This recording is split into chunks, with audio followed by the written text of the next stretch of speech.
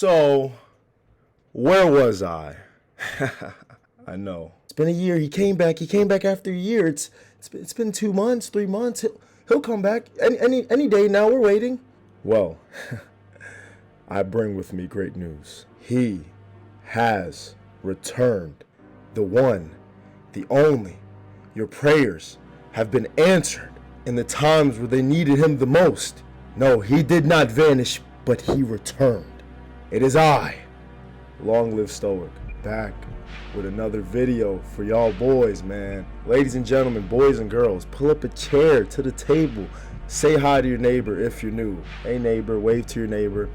I'm back. Back after only 3 months, 2 months. I haven't checked the YouTube in a while, but I think that's where we're at. Hold on, give me 1 second. Turning my fan off. I need no interruptions. The quality needs to be the best we can possibly get, because what I'm bringing to you guys today is that fucking shit, man. I said I was gonna return, and here I am. I've returned with another PowerPoint presentation for y'all motherfuckers. The wait time wasn't too long. It was only 3 months. Was that 60 days? Wasn't too bad. What I did accomplish, though, this is the first time in channel history, first upload while simultaneously having a job in channel history. Round of applause. Yeah, guys, I've been working. I'm no longer unemployed, making YouTube videos to pass the time. I'm working a hefty amount, I might add. I've been working like a damn dog, But yeah, I had to kind of pull myself away from the constant cycle of just waking up, going to work, coming home, sleep, wake up, go to work, come home, sleep. And on my days off, I just want to sit here and breathe. No, that's not what I'm here for. I'm not here to be another cog in the machine, another person that they can plug and play in any system. No, I came here to spread the word, to spread the message, to teach, to inspire, to uplift, to motivate any and everyone. Now, 3 months. Come on, you gotta have brought back something. You took a year break and you want to come back and give us a fucking year fucking recap of what's been going on in your life. Well, where's the real shit? Well, I bring you that real shit. I bring to you a little series I want to start called Meditation Mondays. So we're going to be going over a book called Meditations, and I'll get into a little bit further about the book and the author. Let's just go over these pictures real quick. This has been me in the fight of life as of recent. You know, you guys are the flock, and I'm trying to protect you guys from the wolves that lurk in the darkness in every corner. And I have to wear this fucking collar to protect the wolves from gouging my fucking jugular. This is me. This is the aftermath. My piercing blue eyes. I'm covered in blood, but none of it is my own, guys. That's how I'm feeling. Victorious. Let's get right into it. So first and foremost, I wanted to give a little shout out to the homies.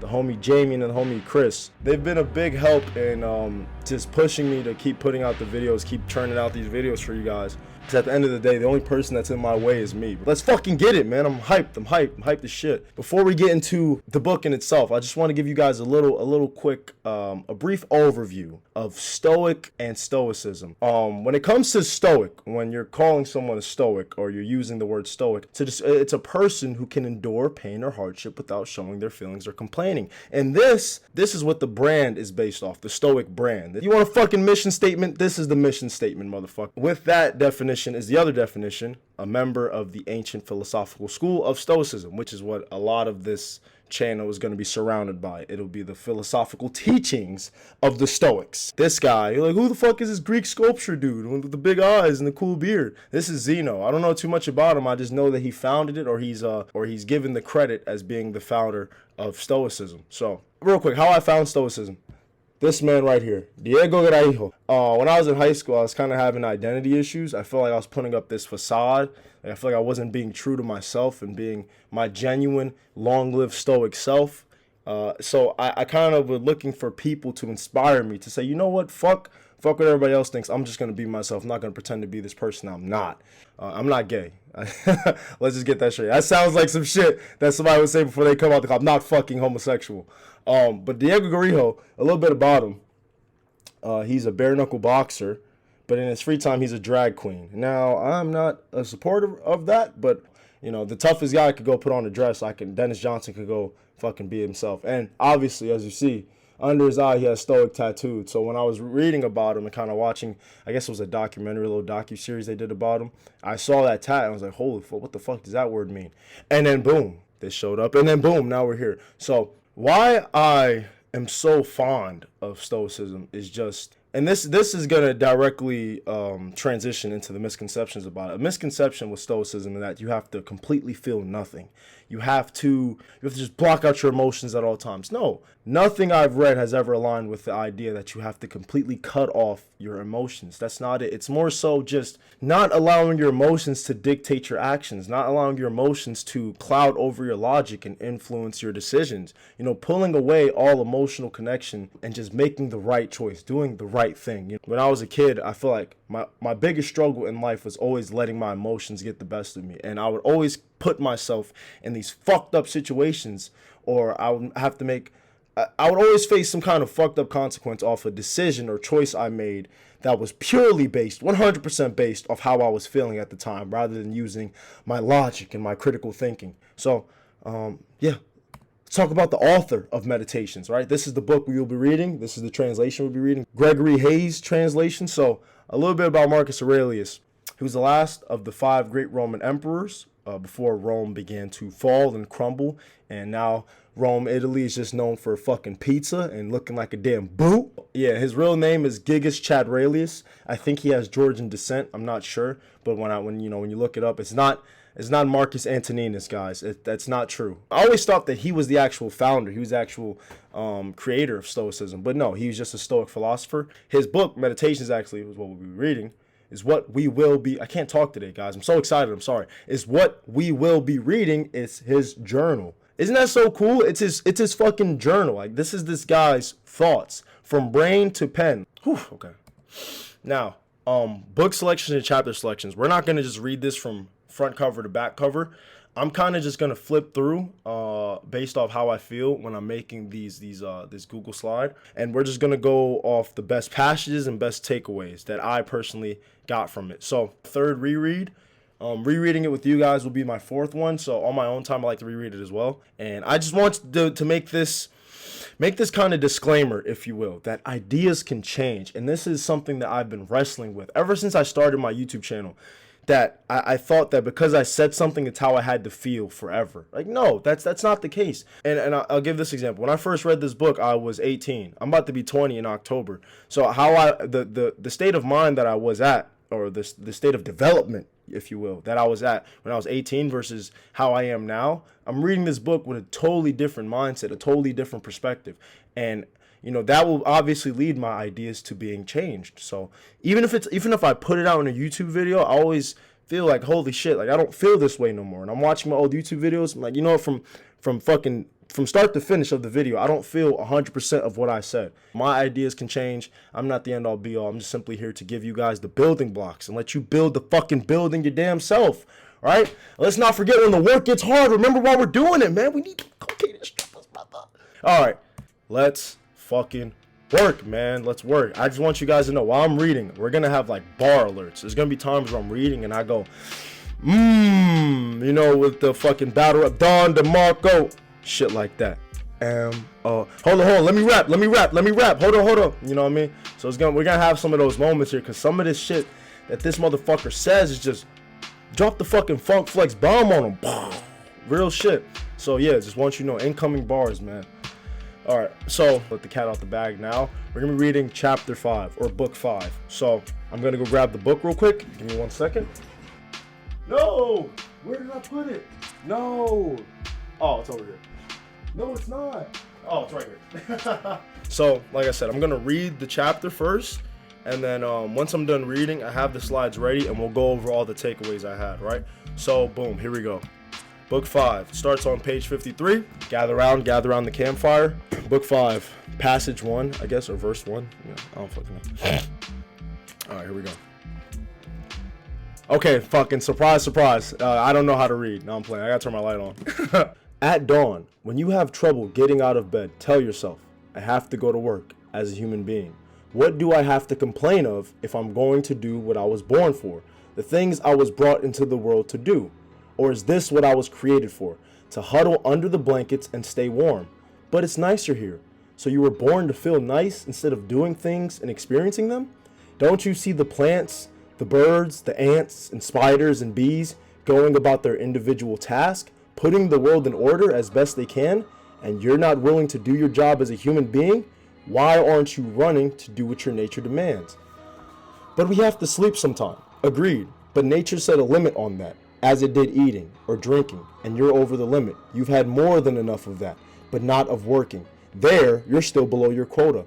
You don't love yourself enough, or you'd love your nature too, and what it demands of you.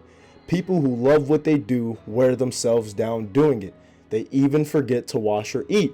Do you have less respect for your own nature than the engraver does for engraving, the dancer for the dance, the miser for the money, or the social climber for status? When they're really possessed by what they do, they'd rather stop eating and sleeping than giving up practicing their arts. Is helping others less valuable to you? Not worth your effort? Hold on. Sorry, guys. Technical difficulties. Give me 1 second. I'm trying to fix this damn. Give me 1 second, you guys. Listen, guys. Give me 1 second, guys. I think Long Live Stoic fucked up the video, guys. Seriously. All right, cool. All right, so that's page 53. Let's talk about some of the takeaways. First, tell yourself, I have to go to work as a human being. What do I have to complain of? Listen, as much as it sucks, or it feels like it sucks, or maybe I should say it shouldn't suck at all. Pause. This is what we were born to do. We were born to get up and work. And as Marcus talks about in the earlier, when you wake up in the morning and you're so comfortable and you're under the blankets and you're protected from the cold and the room is cold, the blankets are warm as shit. The pillow is extra soft. We're not getting up. The alarm, we can just turn it off. We shouldn't do that. We have to get up and go to work. It is our job to get up and go to work. Have to get up and go be human and go work, right? So what is there to complain of when I'm doing what I was born for, when I'm doing what God put me on this earth to do? And that's to work with other people, to interact with other people, to be social. Human beings, we're social individuals. So when you get up, it's not about, oh, here we go again. I gotta go to work. I gotta go do what I gotta do. No, it should be a rush of energy. Like, let's go. I'm going to do what I was born on this earth to do. I'm fulfilling a real purpose, right? Born to feel nice. Were we born to feel comfortable, to always feel happy-go-lucky?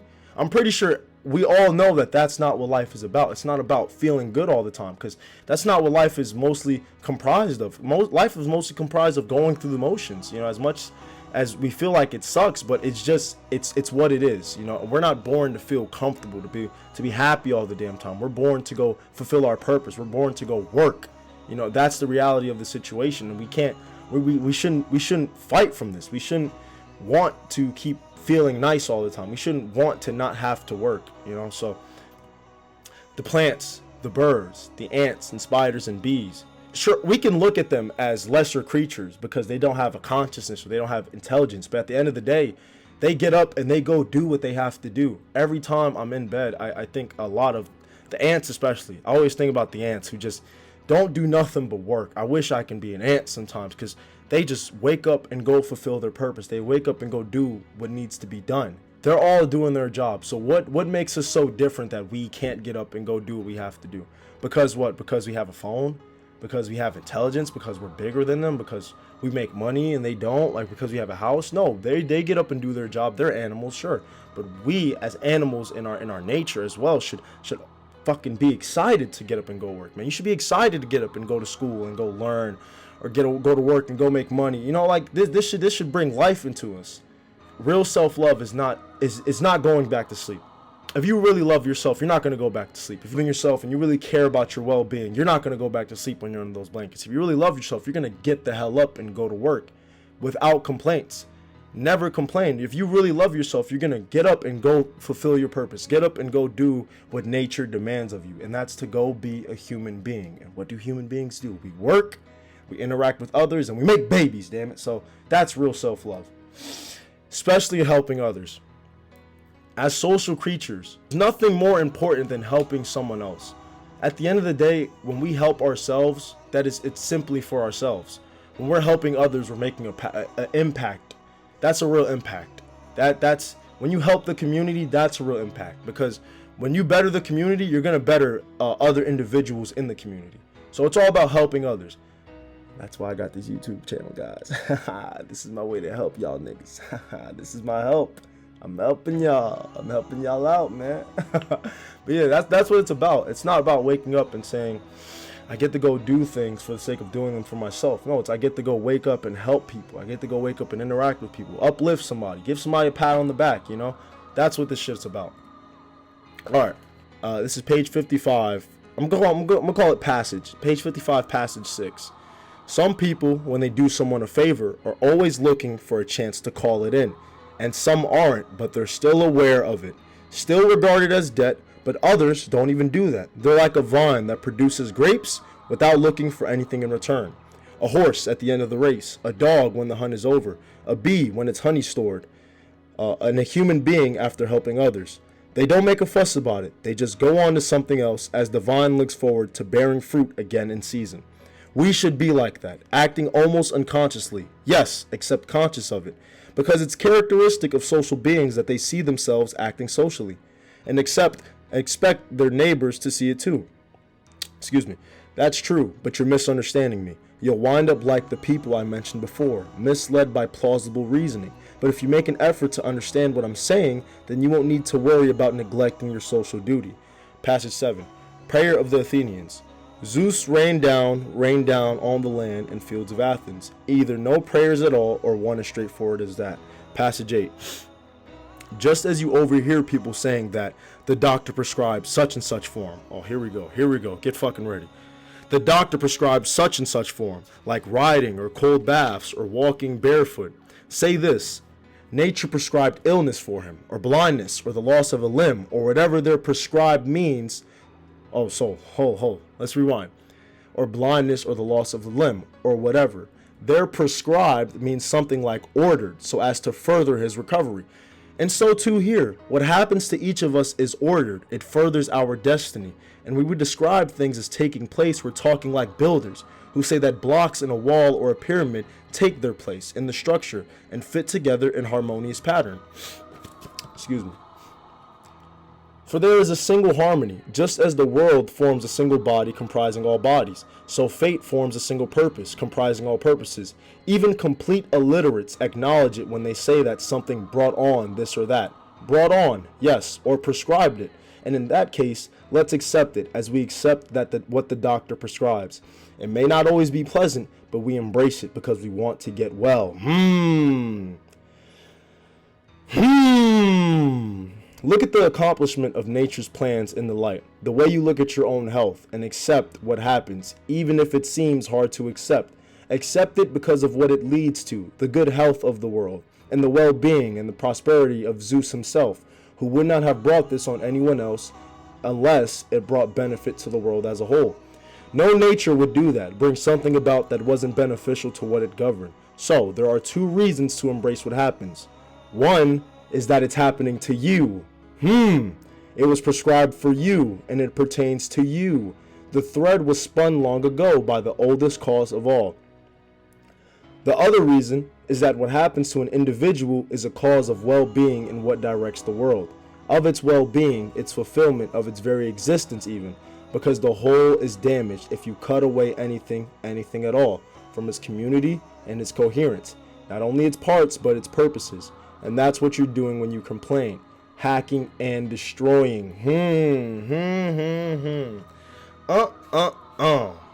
Bars, my nigga. Alright, cool. Let's get right into the takeaways.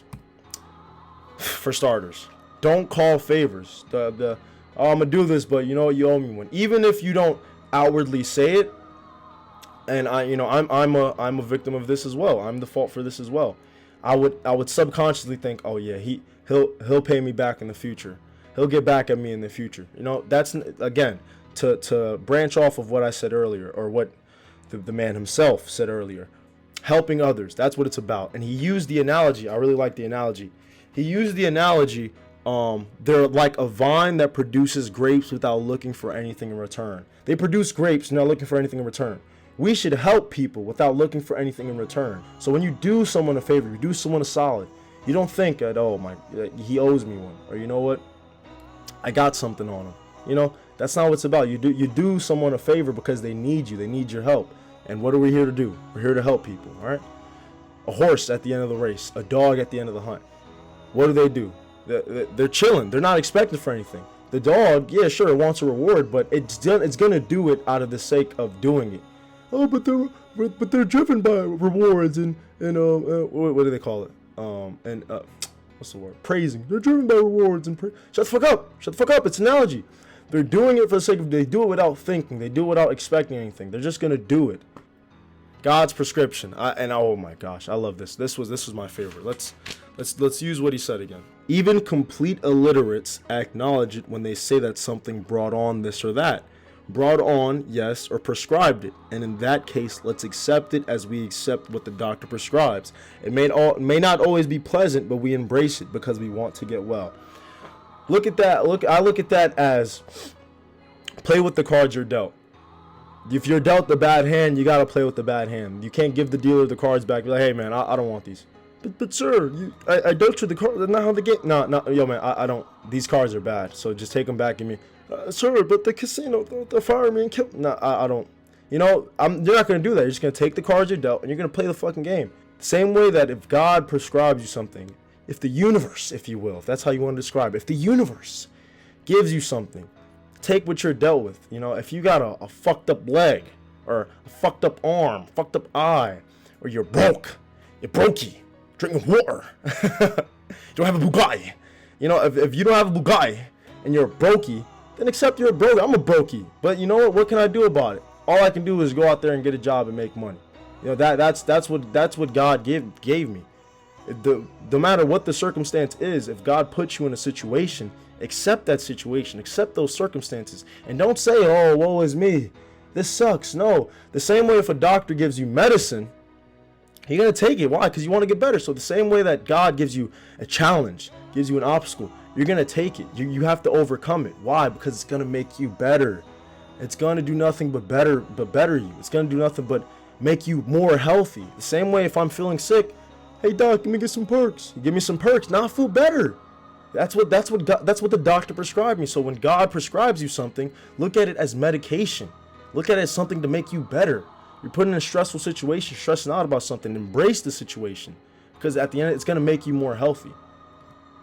Again, I kind of already talked about it, but embracing it. Like don't say woe is me. Don't be upset that this is the card you're dealt. Embrace it. When I was working last year, when I was lifeguarding, I had to go to this pool that is like up. It's not too far. It's maybe like a half mile away, but I don't have a car, so I'd have to bike there. And I'll have to bike on the fucking highway. And I just remember thinking that, you know what? This fucking sucks, but this is all I got. This is my only way to get to it. You know, I'm not going to spend money on Uber. It's not that far. This is my only way to get to where I got to go. This is my only way to go to work. So instead of me bitching and complaining, the fucking sun's beating down, I got a bunch of cars next to me. I'm like, oh my goodness, I probably look like a fucking loser. Instead of me thinking that way, I thought, you know what? This is going to be a cool story to tell my grandkids. This is going to be a cool story to tell my sons. When I overcome this, when I get over this, and I get past it, I can say, I fucking biked half a mile in the fucking beating sun down. I'm black as fuck. Sun is beating down on me. Damn, I'm about to get hit by a car, but I did it. I overcame it. So you gotta embrace the situations, right? Because it's gonna be a cool story. It's gonna make you a better person, right? What happens to an individual is a cause of well-being in what directs the world. This is the mindset I've been trying to take as of recent, in terms of this is happening to me because this is for the betterment of the people around me. Again, to kind of branch off of what I said earlier, this is going to make me better. If I embrace this situation, it's going to make me better. So in turn, if I get better, I can better the community. I can help other people get through the same situation. That's kind of what I took away from the passage, is what happens to me, I have to embrace it, because this is going to be for the betterment of the people that are around me, of the community.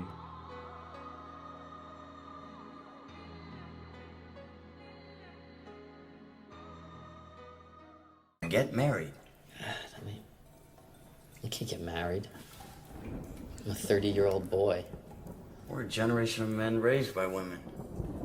I'm wondering if another woman is really the answer we need.